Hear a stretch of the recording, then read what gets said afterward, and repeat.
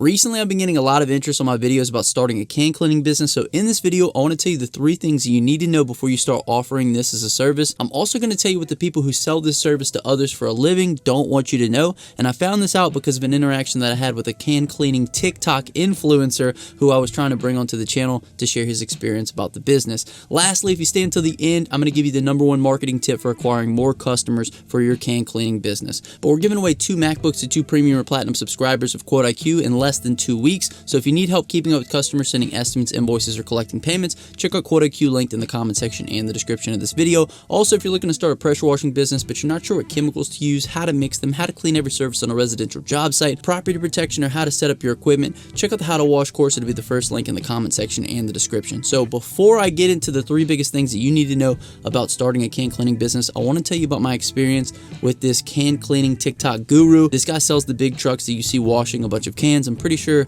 that they're all over $100,000 plus, and I reached out to him to see if he would be interested in coming on the channel to share some of the insights about the business. And over the phone call that we had, he made it very clear that this business is not for people using pressure washers, and that he did not support me making videos telling people that this was the way that they could get into the business, basically trying to intimidate me into not speaking about starting this type of service business with minimal equipment costs. This guy will never come onto the channel because A, I didn't like his attitude, but B, I also didn't like him trying to control my message because it didn't further his business model of trying to sell people can cleaning equipment. So you guys don't have to worry about him ever coming onto the channel. My first piece of advice for anybody out there wanting to start this business is you can start with whatever equipment that you have. However, you will reach a ceiling of how many cans you can clean per day much faster with cheaper equipment out of the back of your truck than you would with a professional setup, of course. So my first piece of advice for anybody out there wanting to start this business is you can start with whatever equipment you have. However, you will reach a ceiling of how many cans you can clean per day much faster with cheaper equipment out of the back of your truck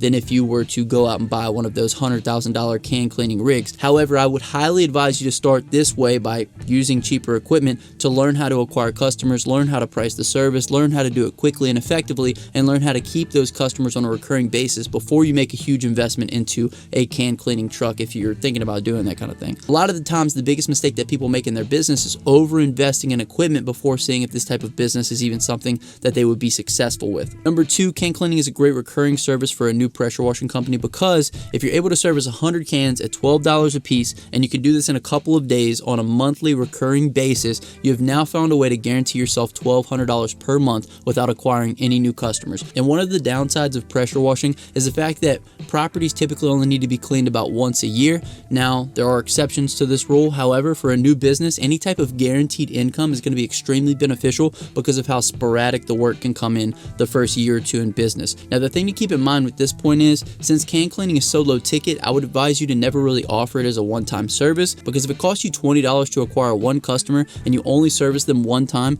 you're basically -$8 on that customer if you're charging them $12 per can cleaning. But if it costs you $20 to acquire a customer and you can guarantee that they're going to get their can cleaned every single month for 6 months, you now know that you're going to be able to make at least $52 on that customer. So on these low ticket services, be aware of the cost of acquiring customers and also the time of acquiring customers, and take that into consideration when seeing if this service is profitable for you. And if you need help keeping track of expenses in your business as well as know how much money you're making, definitely check out Quote IQ. We structure the dashboard analytics to give you everything you need at a glance. The 3rd biggest thing you need to know before starting your can cleaning business is this: the #1 reason you get into this business is to get your foot in the door with customers that you would not have been able to get in front of otherwise. I've had people asking me to do all kinds of stuff when I finish their cans: landscaping jobs, more pressure washing work. I even landed a $1,500 job off of 1 can cleaning ad, and we ended up cleaning their cans for free because we got the house wash, the roof wash, and the driveway cleaning. So in summation, start offering this service with whatever equipment you have available.